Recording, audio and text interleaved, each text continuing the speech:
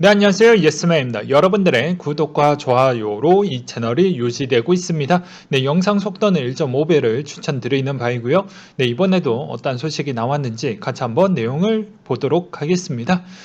네, 미국의 7월 ADP 민간 고용 예상치가 대폭 하회한 수치가 나왔고요. 그 내용은 델타 변이 확산의 고용 증가가 억제됐고 병목 현상에 따른 지속이 되어가고 있다는 내용이 실려져 있었고요. 7월에 ISM 서비스업 지표가 예상치를 크게 경신을 했다고 합니다. ISM에 따르면 고용 지수는 노동력 제약에도 상승하는 한편 자재 부족과 인플레이션 물류 등이 공급의 지속성에 부정적 영향을 미치고 있다는 분석을 내놓기도 했었고요. 여기서 바이든 대통령이 가장 신경 쓰는 게 완전 고용주의를 택하고 있습니다. 그 이유는 MMT 전략을 계속 밀어붙이려고 하는 그런 측면이 없지 않아 있고요.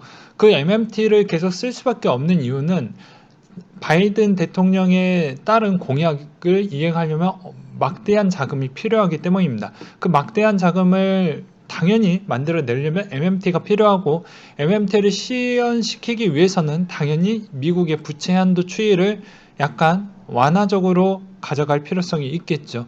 그러면서 고용에 대한 유지를 하려면 일자리가 많이 필요하기 때문에 최근에 메이드 인 USA 부분을 많이 지향하고 있습니다.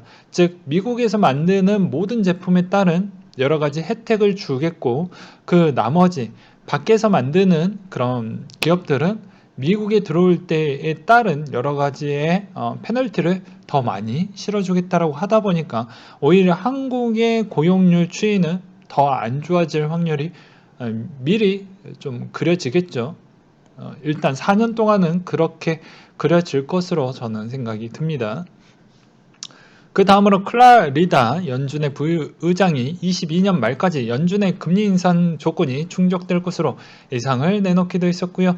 PC가 올해 3% 수준으로 상승할 것으로 향후 2년간 2%까지 하락할 것으로 예상을 내놓기도 했었고 이로 인해 인플레이션 전망치가 장기 목표인 2%에 지속적으로 상회할 가능성이 높다라고 판단을 내놓고 있습니다. 한편 올해 GDP 성장률은 7%, 내년에는 3%, 실업률은 22년 말까지 3.8% 수준으로 하락할 것을 전망을 내놓고 있네요. 달러 인덱스 추이는 92.27을 기록을 했다고 하는데요. 델타 변이 확산과 7월에 민간 고용을 크게 예상치를 하회했다. 하회했다가 상당히 중요한 겁니다. 민간 고용이 크게 하회했으면 당연히 그만큼 테이퍼링이 저 멀리 가겠죠. 즉 올해 절대 못한다라는 게 조건부에 분명히 있었는데 그 조건부에 도달을 못했다라는 것입니다. 네, 그래서 더욱더 확실해지고 있어요. 경기 회복 둔화에 따른 우려와 안전자산 선호 현상이 달러와 강세 요인으로 작용하고 있다. 그리고 금 가격 추이는 온수당 1810달러 선에 마감을 했다고 하는데요. 미국의 부진한 고용지표 결과에 따른 10년물 국채금리 하락 등의 영향으로 장중 달러화가 약세를 보이고 있다. 그리고 유가 추이는 배럴당 68달러 선에 마감을 했다고 하는데요. 델타 변이 확산이 심화되는 가운데 EIA 원유 집계가 예상보다 높은 재고의 기록을 함으로써 하락이 좀 더 심해졌다라는 내용이 담겨져 있었습니다. 그 다음으로 코인에 대한 소식을 전달해 드리도록 하겠는데요. 나스닥 상장사 빅토리 캐피탈 SC의 암호화폐 ETF 출시 신청을 내놓기도 했고요. 최근에 ETF 신청하는 회사들이 진짜 많이 늘어나고 있습니다. 그게 좀 집중해 볼 필요성이 있거니와 서클의 사용자 이름 USDC 지갑 도입 예정과 리플 CEO 본사 이전 미국 포기할 의사가 없다. 그는 다만 아직 미국에서 포기할 의사가 없다. 당연히 아직 소송전이 끝나지 않았는데 이걸 빼는 것도 모양새가 좀 그러하죠. 그렇기 때문에 아무래도 그 건에 따라서 좀 플랜 B가 발동을 할 수도 있고요. 만약에 승소를 하게 되면 계속 본연의 위치에서 계속 남아가지고 기업을 계속 키워나가는데 집중을 하지 않을까 싶습니다. 그렇지만 미국 부분에 따른 사업이 문제가 발생을 하면 치명적이다라는 점은 꼭 알고 계셔야 됩니다. 리플이 생각했던 ODL 프로젝트에 따른 문제가 엄청나게 심각해지면서 실상 유럽과 아시아권을 먹는다고 해도 큰 의미가 없습니다. 미국 부분을 어느 정도 포용을 해야 그나마 사업하기가 깔끔해지기 때문이죠. 근데 다른 유튜버 분들은 뭐 장점과 단점이 있으면 단점을 더욱더 부각화를 시키지 않고 오히려 장점만 더 부각화 시킨다는 점이 좀 더 아쉽다라고 볼 수가 있게 되겠습니다. 그러니까 어떻게 이야기를 하냐면 이것도 아다르고 어다른 건데 유럽과 아시아 부분이 있으니 이 사업 부분이 아무리 좀 그렇다라고 해도 이쪽 시장으로 좀 그래도 살아나갈 수 있는 부분이 있다. 물론 그럴 수는 있겠죠. 그렇지만 기초통화가 무엇으로 되어져 있습니까? 네, 뭐 요 정도까지만 이야기를 해도 대충 알겠죠. 그 다음으로 프랑스 자산운용사의 멜라리온 캐피탈이 비트코인 가격 추정 ETF에 출시를 하겠다는 또 내용이 나온 게 있었고요. 피델리티의 비트코인 채굴기업 마라톤 디지털 지분의 7.4% 매입하겠다라는 내용이 나왔습니다. 저번에도 이야기를 했지만 덩치가 큰 기업들이 최근에 움직이는 동향을 보게 되면 딱 정해져 있어요. ETF 상품을 만들든지 신탁을 만들든지 아니면 그냥 눈치가 좀 많이 보이니까 직접적으로 매입은 못하겠고 그리고 GPTC도 신탁에 기웃거려서 사는 것도 좀 눈치가 보이니까 이런 기업들은 차라리 그냥 이미 상장된 채굴 기업을 사버리든지 마이크로 스트래티지의 지분을 좀 더 확보를 하든지 그렇게 지금 움직이고 있다는 점에 집중을 좀 해보실 필요성이 있거든요. JP모건 맨날 뭐 왔다 갔다 많이 하죠. 네, 이번 소식으로는 부유층 고객 대상의 비트코인 펀드를 출시하겠다. 이 말의 의미는 무엇일까요? 부유층도 이제 서서히 파이가 많다라는 걸 증명을 해주는 시점이죠. 그렇기 때문에 이제는 시즌 3 때는 부자들에 대한 시드가 더더더 많이 들어온다 라고 생각을 해보셔도 괜찮을 것 같습니다. 그렇게 보는 게 바람직할 것 같고요. 블룸버그 인텔리전스가 비트코인 역사적 추세가 이어가면 10만 달러를 갈 것이다. 뭐 이런 내용이 나오기도 했습니다. 그 주장은 뭐 공급량의 지속적 감소와 전통 금융시장의 혼란을 빠질 수 있는 그런 점을 보았을 때 비트코인 가격이 언제든지 올라갈 수 있는 가능성이 있다. 뭐 이런 주장을 내비치고 있었고요. 암호화폐 자산 운용사 발키리가 대시 투자 신탁 상품을 출시했다라고 합니다. 코인베이스 CEO가 암호화폐 브로커 정의 수정의 인프라법 개정안을 지지하겠다라는 내용이 나온 게 있었고요. 금융위원회가 암호화폐 거래소 청산 시스템을 도입 검토를 하겠다. 이게 좀 그나마 금융위가 그나마 좀 챙겨줬다라고 볼 수가 있는 대목이었습니다. 읽어보다 보니까요. 증서거래소에 이제 또 폐업 절차를 진행이 되게 되면 그 해당에 있는 그 코인도 못 빼죠. 그러다 보니까 그 코인을 안전하게 이동시켜서 그렇게 청산을 시키는 절차를 준비를 한다고 하는데 이건 법적으로 효력을 받을 수 있는 부분이 아니라 그냥 이야기만 나온 것이기 때문에 그렇게 큰 기대는 안 하셨으면 좋겠습니다. 그리고 이미 어느 정도 가능성이 없는 중소거래소들은 먹튀할 확률이 높기 때문에 야, 좀 갖고 와봐 이렇게 할 그런 기회조차 없고 그냥 이미 튀고 없죠. 이미 튀고 없어요. 그 점이 좀 어떻게 보완을 할 것이냐도 관점이 되지 않을까 싶습니다. 그리고 에이다 창시자가 알론조 하드포크 일정 8월 중순에 발표할 예정이라고 하니까 참고하셨으면 좋겠고요.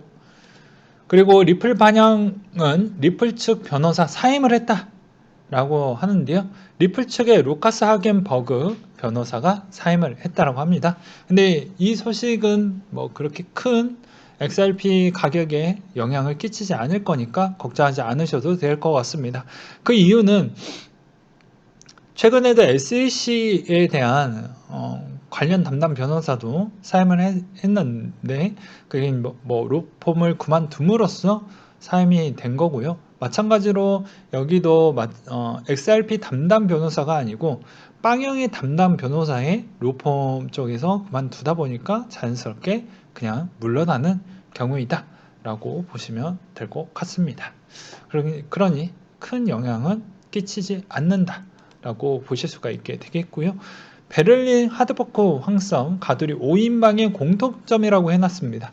자, 이번에 이더리움 하드포크가 있으면 우리는 무엇을 체크를 해봐야 될까요? 뭐 보게 되면 이분도 그런 눈치를 잘 캐치를 했던 것 같습니다. 컴파운드, 메이커, 에이브, 우마, 신세티스 이런들이 ERC20 체인이죠. 근데 하드포크를 하게 되면 어떻게 됩니까? 일단 지갑이 동결이 되죠. 예, 닫죠. 그 이유는 당연히 이제 하드포크 하는 그 기간 동안 문제가 발생을 할 수가 있으니 지갑을 닫죠. 그러다 보니까 그 순간대마다 이렇게 노란색으로 칠해놨던데 펌핑이 아주 그냥 맛깔나게 쳐놨죠. 그래서 여기서도 좀 자극적으로 써놨던 내용인데 바이낸스에 상장된 코인이었고 빗썸 어르신들은 관심이 없고 빗썸에 뭐 어쩌고저쩌고 뭐 써놨던 내용들이 좀 있는데 이런 건 중요하지 않으니까 넘어가도록 하겠고 중요한 내용들만 설명하도록 하겠습니다. 4월달에 이더 하드포크 때도 그래 왔는데 이번에도 거의 비슷하게 좀 움직여주는 것 같다. 그렇기 때문에 이번 형태에서도 좀 비슷하게 그리고 그 다음 하드포크 때도 머릿속에 꼭 공부를 해놨으면 꼭 실습으로 제발 좀 써먹어라 라는 형태로 저는 보여줬거든요. 그렇기 때문에 앞으로 후보군 쪽은 뭐 램, 밸런서, 뭐 리저브, 카르테시 그게 아니면 뭐 메이저급으로 뭐 유니스왑, 스와이프, 체인링크 정도가 또 이런 날이 오지 않겠냐라는 그런 이야기가 나왔습니다. 그래서 이번 포인트로 알 수 있는 대목은 가두리가 되는 시점, 하드포크 되면 가두리가 될 때 무엇을 띄울 것이냐, 그리고 특정 거래소가 무엇이 좀 많이 그 전에 거래량이 좀 많이 나와 주었냐, 그런 걸 좀 유심하게 체크해 보면 대충 알겠죠. 그 다음으로 또 가장 뭐 그냥 그대로 전달을 해 드리도록 하겠습니다. 인권위원장의 대북송금 특검 송두환 씨가 금융위원장으로 올라온다라고 합니다. 말을 잘못했네요. 송두환 씨고 그리고 금융위원장에 고순범 씨가 올라온다라고 하네요. 근데 이분이 또 우리 편인지 아닌지, 근데 제가 보기에는 우리 편은 아닌 것 같고, 네, 이분 이제 사진하고는 다른 사람입니다. 참고로 고순범 씨예요. 그래서 일단은 그 전에 있는 응성수 씨는 이런 발언을 했는데요. 너희들 때문에 그만둔 게 아니다. 내가 그만하고 싶어서 내려오는 것이다. 제가 지어낸 이야기 아니에요. 예, 그대로 나왔던 이야기 그대로 전달을 해드리는 거예요. 아무튼 그랬다라는 거. 그 다음으로 네이버라인 링크 관심 있으면 한번 봐라 라고 해서 코코몽님께서 이제 남겨주셨던 글 내용인데요. 네이버 파이낸셜 미국의 블록체인 업체 최대 286억 달러 투자를 했다. 미국의 블록체인 업체 TBCA 소프트는 파이낸셜 일본 소프트뱅크로부터 286억 원 정도의 시리즈 B를 유치를 했다라고 나왔고요. 블록체인 기반의 결제 네트워크 하이벡스를 일본, 한국, 대만 등에 확장해 나가겠다라는 게 TBCA 소프트의 목표와 계획이라고 합니다. 장기 계획이라고 보시면 될 것 같고요. 그 다음으로 링크를 결제 수단으로 사용할 수 있는 결제 업체와 제휴를 할 생각을 갖고 있다라고 되어져 있습니다.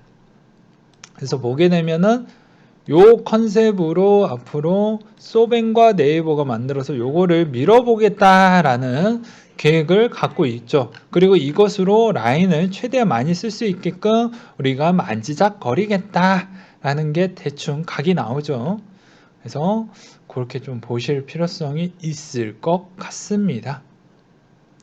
이랬을 때는 점점 해외 송금 시장과 결제 시장 부분이 더욱더 뜨거워지기 때문에 경쟁사가 더욱더 빠르게 성장하고 있는 부분이 있죠. 그래서 관련된 코인들도 좀 긴장감을 계속 가져볼 필요성이 있거니와 수시적으로 경쟁 회사들이 어느 쪽에 계속 어떠한 방식으로 성장을 해 나가고 있는지도 그런 코인들을 들고 계시는 분들은 계속 연구를 해 보실 필요성이 있겠죠. 그 다음으로 미국의 국세청 1년 동안 암호화폐 1조 3천억 달러 상당의 몰수를 진행을 하고 있다라는 내용과 그레스케이 20년 경력 ETF 전문가 영입 비트코인 ETF에 지금 박차를 가하고 있다고 합니다. 아마 이 ETF가 나왔으면 엄청나게 인기가 끌 것으로 보여집니다. 신탁사 쪽에서 엄청난 성공을 했기 때문에 아무래도 ETF 나오게 되면 이 ETF도 엄청나게 인기를 끌지 않을까 싶어요. 다만 이제 SEC가 ETF를 언제 승인을 해줄지가 좀 애매하다 보니까 물음표라는 것이겠죠. 그 다음으로 또 이런 내용이 나온 게 있었습니다. CFTC 브라이언 퀸텐츠 위원이 암호화폐 포함한 순수 상품은 SEC가 아닌 CFTC 관할권이다 라는 내용이 또 나오기도 했었는데요. 자, 해당 트위터에서도 그런 이야기를 했습니다. 나는 확실히 말하자면 SEC 순수 상품이나 그들의 거래 장소에 대한 권한이 없다. 그 상품이 밀, 금, 석유 등 암호화폐도 자산이라는 것을 확실하게 전했다. 그렇기 때문에 SEC게 아니다. 이런 의미를 좀 더 보여주기도 했었지만 결국엔 지금 앨런 재무부 장관이 암호화폐에 따른 입장이 조금 확고하죠. 그래서 그 밑에 있는 왼팔과 오른팔로 보게 되면 SEC 위원장, CFTC 위원장 위에 재무부 장관이 있는데 재무부 장관에 대한 입장은 좀 공고하다. 뭐 이렇게 좀 정리를 일단 해보도록 하겠습니다. 네, 오늘은 여기까지 한번 준비를 해보았고요. 항상 여러분들한테 힘이 되고 도움이 되는 예스맨이 되도록 하겠고 이상으로 마치도록 하겠습니다.